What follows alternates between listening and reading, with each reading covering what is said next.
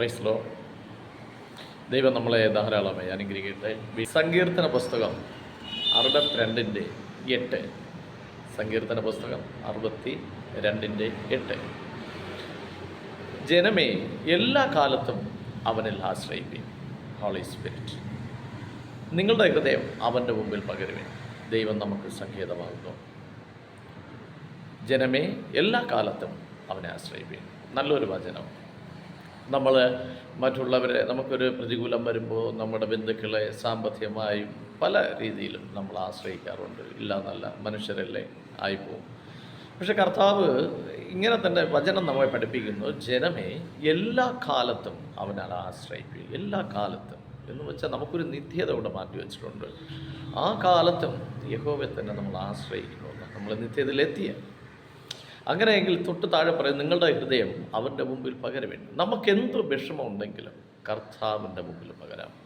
നമ്മുടെ അച്ഛനമ്മയോട് പറഞ്ഞിട്ടോ, സഹോദരന്മാരോട് പറഞ്ഞിട്ടോ, ബന്ധുമിത്രാദികളോട് പറഞ്ഞിട്ടോ, ദേശക്കാരും ചർച്ചക്കാരും ഗോത്രക്കാരും വംശക്കാരും രാജ്യക്കാരടുത്ത് പറഞ്ഞിട്ട് കാര്യമില്ല.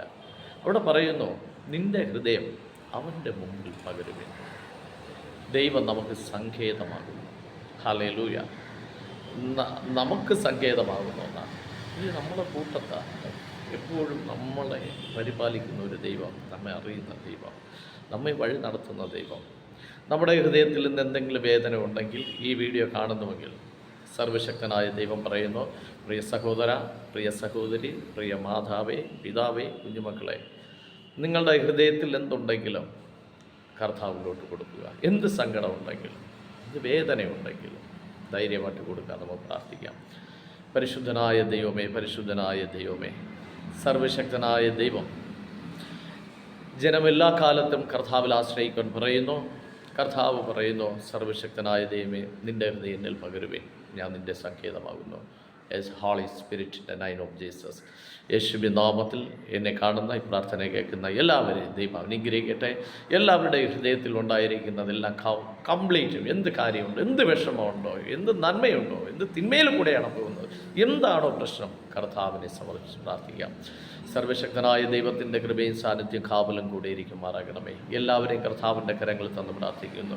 എല്ലാ വേദനകളും കർത്താവിൻ്റെ കരങ്ങളിൽ തന്ന് പ്രാർത്ഥിക്കുന്നു. എല്ലാ കടഭാരങ്ങൾ, എല്ലാ രോഗങ്ങൾ, എല്ലാ പ്രതികൂലങ്ങൾ, എല്ലാ പ്രതിസന്ധികൾ, നിന്ന് പരിഹാസം, ജോലിയില്ലായ്മ, എല്ലാം ഒരു മനുഷ്യൻ എന്തൊക്കെയാണോ ആത്മീയമായി ഭൗതികമായി കിട്ടുവാനുള്ളത് എല്ലാം സർവശക്തനായ ദൈവം കിട്ടാത്തതിനെയും കിട്ടിയതും എല്ലാം കർത്താവിൽ സമർപ്പിച്ച് ഞങ്ങൾ പ്രാർത്ഥിക്കുന്നു. സർവശക്തനായ ദൈവത്തിൻ്റെ കൃപയും സാന്നിധ്യം കാവലും കൂടിയിരിക്കും. യേശുവിൻ നാമത്തിൽ തന്നെ പിതാവേ, ആമേൻ.